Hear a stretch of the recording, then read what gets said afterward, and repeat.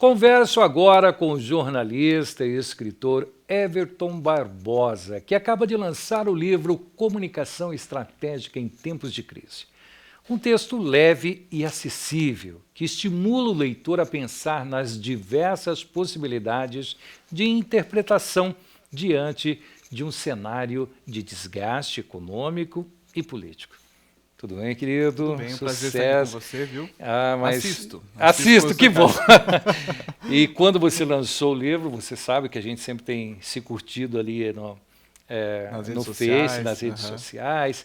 E é muito importante, porque seus textos, como eu disse ali, são textos que nos levam a algumas reflexões. Que bom, Val. É um livro que, quando você diz, em tempos de crise, mas lendo o prefácio, lendo um pouco da resenha do livro, não é a crise econômica que nós estamos cansados e saturados de todos os dias ouvirmos, vermos, presenciarmos. Exato. Há uma outra crise. Que crise é essa? Eu não falo especificamente dessa crise atual que nós estamos vivendo no Brasil, que é inegável que nós estamos vivendo uma grave crise, né? É inegável. Mas são as nossas crises cotidianas, né? Inclusive no âmbito familiar, né? Em tempos de crise. Nós vivemos um tempo de muita crise, né? Não só financeira. Então eu faço essa reflexão do ponto de vista midiático, como nós devemos analisar a influência dos meios de comunicação nesse processo todo, quando o assunto é crise.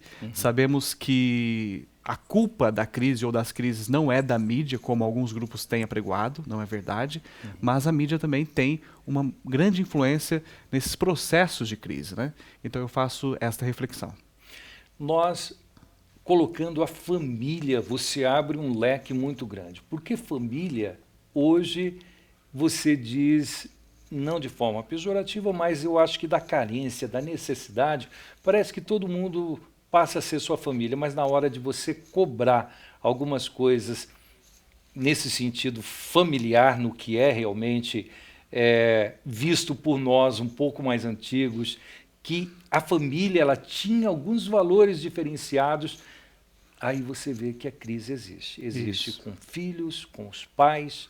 Eu mesmo, né, eu me sinto assim, às vezes, desleixado até com algumas situações que envolvem a minha família. No trato com a família. Por quê?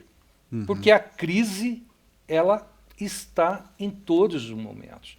Você abre o seu computador, tem alguma coisa, em todos, você vê, é o financeiro, é o sentimental, é o pessoal, e isso você coloca, como dá para percebermos aqui, de uma maneira como se você tivesse, não sei se alguém já falou isso para você, como se você estivesse conversando e eu escutando. Uma conversa, isso. Uma conversa, né? É uma partilha, né? Porque nós não temos uma resposta para tudo que está acontecendo, mas nós temos uma visão, né? Então, por exemplo, a gente trabalha com análise crítica dentro da família. Certo. Como que eu ensino, educo meu filho hoje para enfrentar situações de crise e também das notícias sobre crise?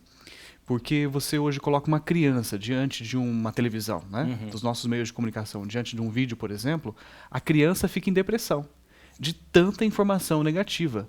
Não que os fatos devam ser omitidos, né? Não, nós não devemos esconder nada dos nossos filhos, das nossas famílias. Mas como que a gente trabalha esses fatos, não é verdade? Porque hoje nós temos muita informação. Isso é bom. Nós nunca tivemos tanta informação como nós estamos tendo hoje. Só que a gente tem muita informação, não processa, não gera conhecimento e não produzimos sabedoria. Quer dizer, não adianta nada, prejudica, né? Então, eu também, isso é muito grave na infância, na adolescência, na juventude. E hoje nós estamos naquela sociedade que o filósofo já diz, né? Nós tudo idealizamos e nada realizamos. Por quê? Porque nós temos muita informação, mas não sabemos trabalhar com a informação. E daí a gente vive a crise de uma intensidade muito maior do que ela de fato é, né? A crise existe, mas se você não trabalha as informações, ela se multiplica, né? E isso é gravíssimo. Alguns momentos em que nós nos deparamos com histórias, essas histórias às vezes nos atingem, e você conversando agora me fez lembrar de uma história que é a própria história, a história do Buda, né? Que os pais o colocavam dentro do castelo, do palácio, e ele só via coisas boas. Então, eles não deixava que as tristezas, a dor chegasse até ele. Foi um momento que ele fugiu do palácio e ele conseguiu ter esse contato com a vida, e ele nem sabia o que era aquele sentimento, mas ele sabia que aquilo já não agradava. Foi aí que ele foi até o local e ficou lá, né, do jeito que eles ficam, né? O Buda fica durante não sei quantos anos e assim por diante.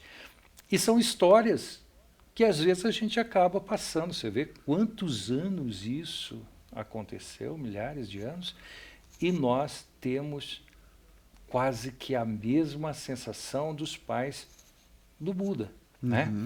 Não querendo que nossos filhos passem por algumas coisas, inclusive de não ouvir o não, né? Quando você fala não, né, você cria uma crise dentro de casa. A hora que você fala, pai, eu vou lá não.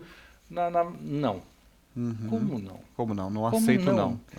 E isso é algo que a gente precisa debater mais, né? E também... Eu sei que você é ligado à Cúria, você tem assim, você é uma pessoa que fala de Deus, da fé, de uma forma muito transparente, muito limpa. E isso, para nós, você é pai já, não? Já, sou pai de João Paulo, 3 anos. 3 anos? Isso. Não muda a vida quando Com você certeza. tem um fruto. Nós não podemos negar as crises, elas existem. E, olha, cá para nós, né? Crise é bom. Porque quando a gente está em crise, quando a gente entra no processo de crise, sinal que vai melhorar, não é verdade? Porque a crise não é eterna.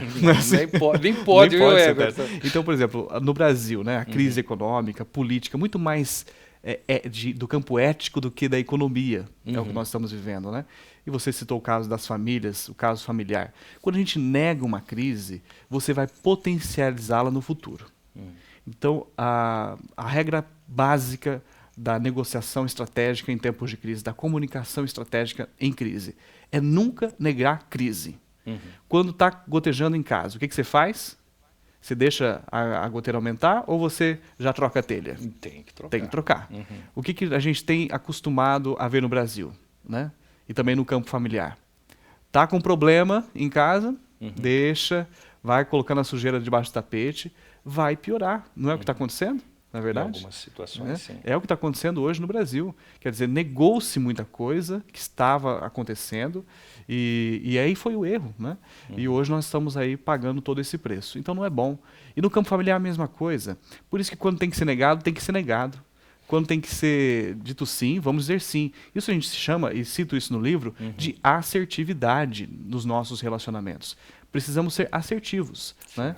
Vocês me chamaram para dar entrevista um dia, eu tive que ligar, olha, infelizmente nesse dia eu não posso dar a entrevista. Quer dizer, eu fui assertivo, eu fui honesto com vocês e honesto comigo, não é verdade? Eu poderia ter falado assim, de forma não assertiva, Val, não vou dar a entrevista nesse dia e não posso em nenhum outro dia. Ou poderia ter falado assim, não vou e depois não viria e deixaria vocês na mão. Né? Então nós precisamos ser assertivos nos nossos relacionamentos. O pai, quando é assertivo com o filho, ele educa o filho para enfrentar todas as crises, né? Sabendo que ele vai ser negado um dia, vai ser rejeitado, vai ser maltratado pela sociedade, como todos nós somos. Nós não somos só paparicados, só elogiados. Você é só elogiado? Não. Você tem as suas crises, né? Tem. E como é que você lida com as negações da sociedade? Também aí nós entramos nessa discussão. Então é o que a gente chama de psicologia da comunicação, né? Tratar a comunicação com uma forma bruta não leva a nada, né? Precisamos entender a psicologia da comunicação. Tá certo. Você disse que algumas pessoas sentam em meia hora a ler esse livro. Eu levaria uns 45 fácil minutos. de ler, rápido. Mas me conte a história de como surgiu. Eu sei que você tem outros títulos, mas esse que é um livro de bolso e sem dúvida alguma tem sido elogiado por quem tem contato com o conteúdo. Em 2015, recente, eu fui dar um treinamento para padres em Aparecida, no Santuário Nacional de Aparecida em São Paulo, e terminou o treinamento, um diretor de uma editora, né, ligado ao Santuário Nacional, falou assim, olha, vamos publicar esse material, né, porque eles gostaram muito. O material já estava pronto praticamente, né? Então é fruto de treinamento que eu tenho dado para empresas, para líderes, né? não só líderes religiosos, mas lideranças empresariais, para como resolver todas as situações que estão ligadas às crises, né? Uhum. Foi nesse sentido que Foi. surgiu. E está sendo vendido? Como que as pessoas adquirem? Pela internet hoje, né? Você pode comprar pelo site www.ideiasiletras.com.br, é o caminho mais fácil. É o caminho mais fácil, é o caminho das letras aí, tá Exatamente. certo?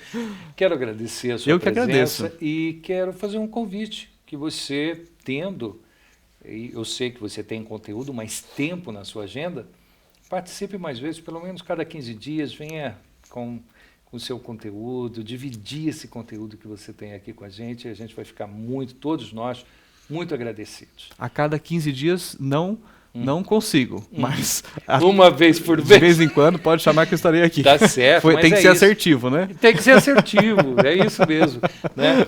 Mas é Estou à disposição. importante que a gente tenha mais um canal, mais um meio para que você coloque um pouco para as pessoas de tudo aquilo que você estudou, de tudo aquele investimento que você fez em você para poder repassar para as pessoas. Eu agradeço, parabenizo você, o Wilson Matos, o Wilson Filho, né, que estão à frente da TV, da rádio também. Vocês estão de parabéns e conte sempre conosco. Eu sei que você é uma pessoa do bem mesmo. E continue mandando aqueles textos e sempre mandando Tá bom. esse lado positivo e assertivo, como você costuma Paulo. dizer. Tá Tá certo? ótimo, obrigado. Obrigado. Eu conversei aqui com o Everton Bastazin. Italiano, né? Mas eu Bastazini. uso mais Barbosa. Vai. Everton Barbosa. Tá certo. Muito obrigado também por você ter deixado aqui para nós esse exemplar. Tá ótimo. Em tempos de crise. Será que estamos em crise?